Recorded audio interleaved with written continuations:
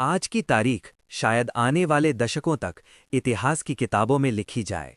Ali Khamenei, Iran के सर्वोच्च नेता, की मौत की घोषणा ने मध्य पूर्व की भू राजनीतिक संरचना को हिला दिया है। दावा किया जा रहा है कि एक अत्यंत सटीक संयुक्त ऑपरेशन में डोनाल्ड ट्रंप और बेंजामिन नेतन्याहू के नेतृत्व में अमेरिका और इजराइल ने तेहरान के भीतर एक हाई वैल्यू टारगेट को निष्क्रिय किया। अगर ये सच है तो ये केवल एक व्यक्ति की मृत्यु नहीं बल्कि एक युग का अंत है। अली खमेनी केवल एक राजनीतिक पद नहीं थे, वे ईरान की इस्लामिक रिपब्लिक की वैचारिक आत्मा थे। शिया विश्व में उनका प्रभाव ईरान की सीमाओं से बहुत आगे तक फैला हुआ था। इराक, लेबनान, सीरिया, यमन और यहाँ तक कि दक्षिण एशिया के शिया समुदायों तक। जम्मू कश्मीर में विरोध प्रदर्शन, तेहरान की मस्जिदों में शोक और संयुक्त राष्ट्र में ईरान के प्रतिनिधि की आक्रामक चेतावनी, ये संकेत है कि ये घटना सिर्फ सैन्य नहीं, भावनात्मक और धार्मिक विस्फोट भी है। दावों के अनुसार तेहरान में उनके कंपाउंड पर जिस स्तर की प्रिसिजन स्ट्राइक हुई, वो केवल सैन्य दक्षता का प्रदर्शन नहीं, बल्कि एक मनोवैज्ञानिक युद्ध, साइकोलॉजिकल वॉरफेयर था। संदेश साफ था, कोई भी सुरक्षित नहीं है। अमेरिका का ये दावा कि उसकी इंटेलिजेंस ने हर मूवमेंट ट्रैक किया, वैश्विक शक्ति संतुलन को खोली चुनौती है। क्षेत्रीय युद्ध या वैश्विक पुनर्संरचना, ईरान की प्रतिक्रिया केवल बयानबाजी नहीं लगती।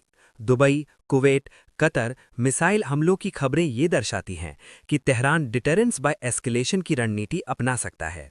यदि हाइपरसोनिक मिसाइलों का उपयोग हुआ या अमेरिकी एयरक्राफ्ट कैरियर को निशाना बनाया गया, तो ये सीधे सुपर पावर टकराव में बदल सकता है। रूस पहले ही चेतावनी दे चुका है कि ये रेडियोलॉजिकल कैटास्ट्रोफी की ओर बढ़ सकता है।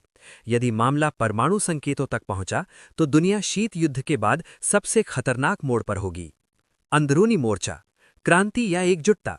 सबसे बड़ा प्रश्न ये है कि क्या ईरान के भीतर शासन के खिलाफ असंतोष इतना गहरा है कि ये तख्ता पलट में बदल जाए। अमेरिकी मीडिया संभावित एंटी गवर्नमेंट प्रदर्शनों को हाईलाइट कर रहा है, वहीं ईरानी मीडिया शोक और एकजुटता का चित्र प्रस्तुत कर रहा है।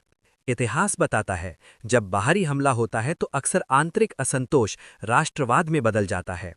यदि तेहरान में सत्ता संरचना टिक जाती है तो ये अमेरिकी रणनीति के लिए उल्टा भी पड़ सकता है।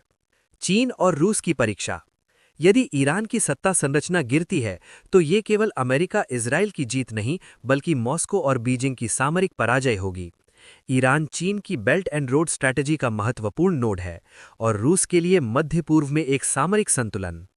यदि वहां पश्चिम समर्थित शासन आता है तो पूरा यूरेशियन पावर मैप बदल सकता है। न्यूक्लियर अनिश्चितता, सबसे खतरनाक परिकल्पना, क्या ईरान